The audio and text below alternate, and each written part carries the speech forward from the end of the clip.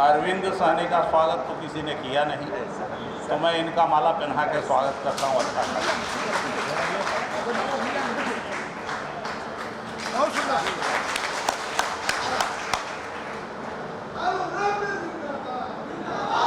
आदरणीय मंच पर बैठे हुए हम सबके गार्जियन, बड़े भाई और राष्ट्रीय जनता दल में जान फूंकने वाले भाई जगतानंद सिंह जी, मंच पर बैठे सभी सम्मानित भाइयों, सम्मानित नेतागण और आप सब भाइयों, साथियों, जरा बोलने के पहले बड़ी ठंडा गए हैं आप लोग। नारा जरा लगाइए, ज्योतिबा फूले अमर रहे, ज्योतिबा फूले अमर रहे, कर्पूरी ठाकुर अमर रहे, कर्पूरी ठाकुर अमर रहे, जुब्बा सहनी अमर रहे, जुब्बा सहनी अमर रहे, रामफल मंडल अमर रहे, रामफल मंडल अमर रहे, लालू यादव जिंदाबाद, लालू यादव जिंदाबाद, तेजस्वी प्रसाद जिंदाबाद। साथियों, अब ज्यादा भाषण देने का बात नहीं है, लेकिन एक बात बताना चाहते हैं। ये वंचित वर्ग जो यहां बैठा है, इस देश का जो रीढ़ है, इस देश का मूल निवासी है, जो यहां बैठा हुआ है मूल निवासी, लेकिन सबसे ज्यादा किसी पर जुल्म और अत्याचार है तो इन मूल निवासियों पर अत्याचार है और जुल्म है। मणिपुर में आप देख रहे हैं क्या घटना घट रही है बेटियों के साथ। 75 साल की आजादी के बाद भी आदिवासी महिला की लड़की को निर्वस्त्र करके घुमाया जा रहा है। मैं आपसे पूछना चाहता हूं, यामिनी साहू नाम की महिला, यामिनी साहू जो मध्य प्रदेश की रहने वाली थी, कथावाचक थी नहीं है, कथावाचक है। पिछले 23 मार्च 2022 को जब कथा वाचन के लिए बैठी तो उसको उठा दिया गया। क्यों उठाया गया? कहा गया कि तुम शूद्र हो, अति पिछड़ा हो, तुमको कथा वाचन का अधिकार नहीं है, तुम्हारा काम है सेवा करना, झाड़ू लगाना, पोछा लगाना, ये तुम्हारा काम है।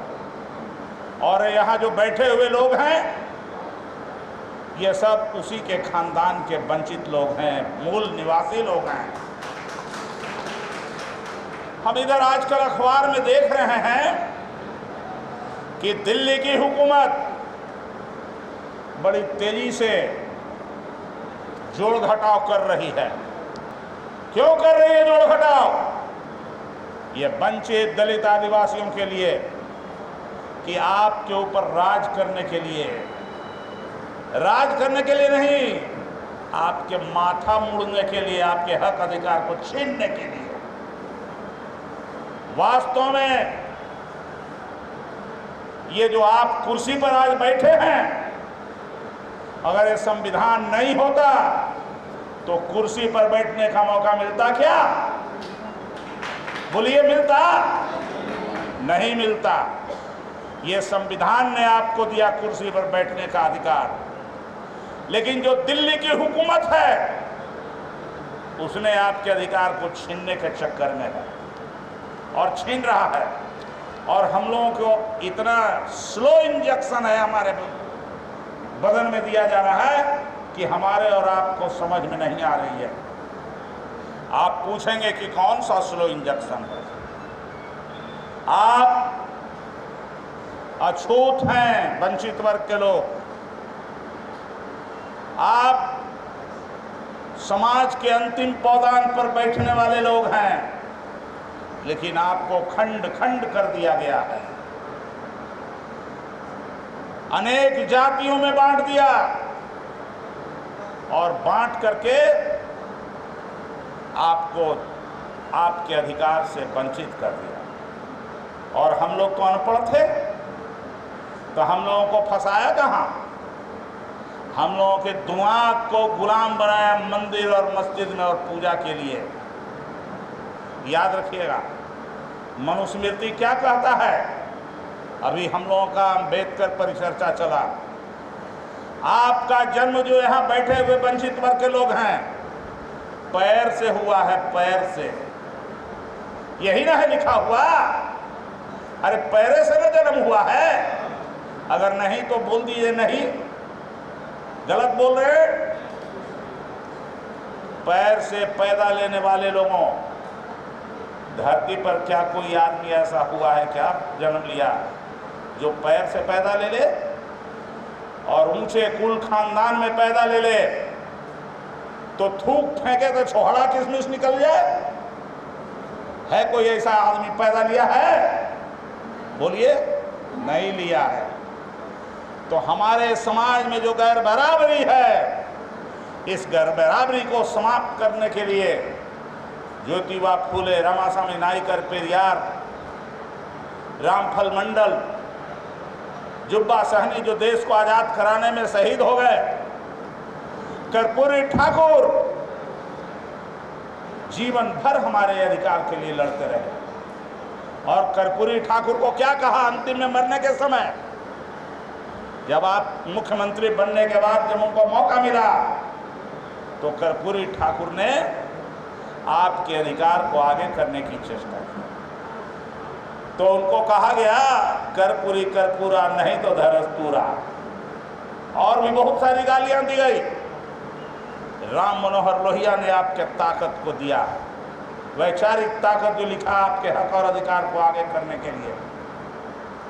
और राम मनोहर लोहिया के विचार को, अंबेडकर साहब के विचार को लालू यादव ने जब अमली जामा पहनाने का काम किया, जिस अमली जामा से मुख्यमंत्री बनने के बाद गुणेश्वर मंडल जैसे आदमी को, हरिशंकर पंडित जैसे आदमी को, और एक नहीं दर्जनों ऐसे लोग हैं जिनको कि मुख्य धारा से जोड़ने का काम किया। तो जोड़ने का काम का बदला क्या हुआ लालू यादव के लिए? कि इनको कहा कि तो जंगल लाने वाला है, डाकू है, चोर है, और जेल भेजने का काम किया। लालू यादव का केवल एक अपराध कि आपकी आवाज बन के आपकी लड़ाई को लड़ने का काम किया, तो इसका नतीजा हुआ जेल जाना। याद रखिएगा। और जो लोग भी आज जुब्बा सहनी के अरमानों को पूरा नहीं करने वाला है, कौन है वो? जिसका आज़ादी में कोई हिस्सेदारी नहीं हुआ, कभी देश को आज़ाद कराने के लिए कोई लड़ाई नहीं लड़ा, नागपुर में बैठ करके शासन चलाने वाला है। और अभी जोड़ तोड़ में जो वंचित वर्ग का लोग, दलित वर्ग का लोग, जो लोग भी आरएसएस नागपुर वालों के साथ जा रहा है, हम लोगों के समाज का, जो लोग भी भाजपा में जा रहा है, उसके गठबंधन में जा रहा है, आप बताइए कि क्या ये लोग कर्पूरी ठाकुर के अरमान को पूरा करेंगे? बोलिए हाँ ना जल्दी से। क्या ये लोग रामफल मंडल के अरमान को पूरा करेंगे? क्या ये लोग ज्योतिबा फूले के अरमान को पूरा करेगा? नहीं करेगा। तो हमारे आंख में इतना बढ़िया छाली डाल दिया है कि अपने लोभ में लोग उसका दामन पकड़ने के लिए जा रहे हैं। जो लोग भी ललई सिंह यादव को मानने वाला होगा,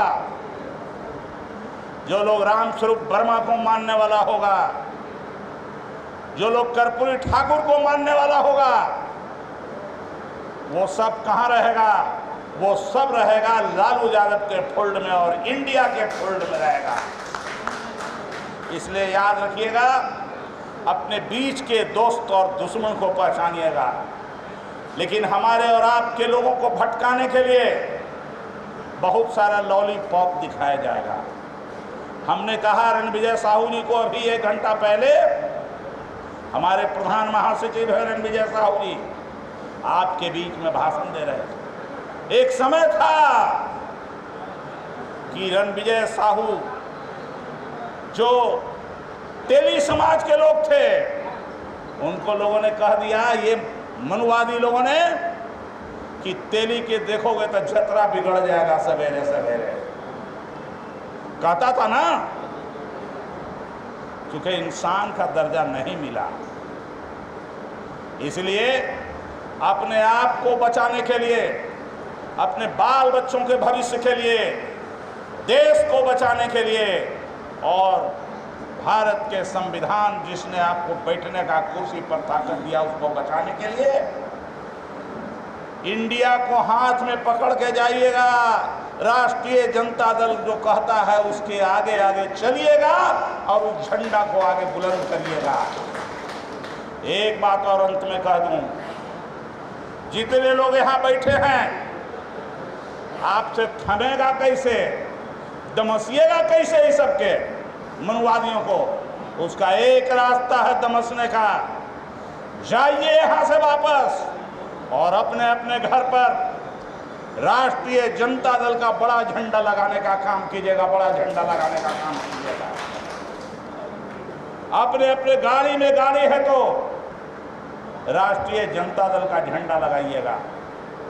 अगर आपके पास मोटरसाइकिल है तो उसमें भी झंडा लगाइएगा, जिससे अगल बगल देखने वाला लोग समझ ले कि ये राष्ट्रीय जनता दल का आदमी है।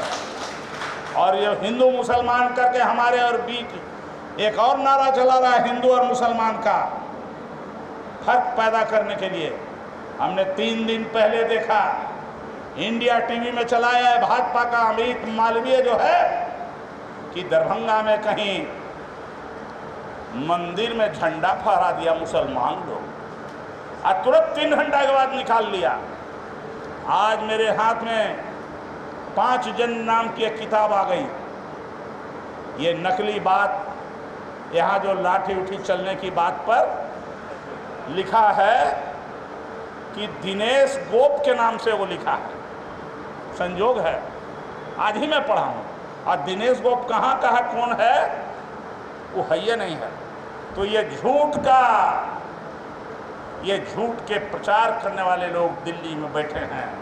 इसलिए ध्यान से चलिएगा, अपने आप पर विश्वास करके, अपने घर से, अपने परिवार से कर्पूरी ठाकुर के अरमानों को पूरा करने के लिए जो कोई भी जाता है आपसे छोड़ करके बाहर, भाजपा का झंडा उठाता है या मंदिर मस्जिद का बात अभी करता है, वो समझिए आपके हक अधिकार को छीनने वाला है। इसलिए उससे बगावत करके और ज्योतिबा फूले के और रामफल मंडल के झंडा को बुलंद करना है, जुब्बा सानी के झंडा को बुलंद करना है, कर्पूरी ठाकुर के अरमानों को पूरा करना है। इतना ही कह के मैं अपनी बात यहीं समाप्त करता हूं और श्री अपने अध्यक्ष जगतानंद सिंह जी के प्रति आभार व्यक्त करता हूं कि इस उम्र में भी हमारे साथ हैं और अभी तक बैठे हैं। मैं माफ़ी भी चाहता हूं कि उनको इतना देर तक बैठना पड़ा, मैं कुछ बोलने में ज़्यादा समय ले लिया। बहुत बहुत धन्यवाद। राष्ट्रीय जनता दल जिंदाबाद।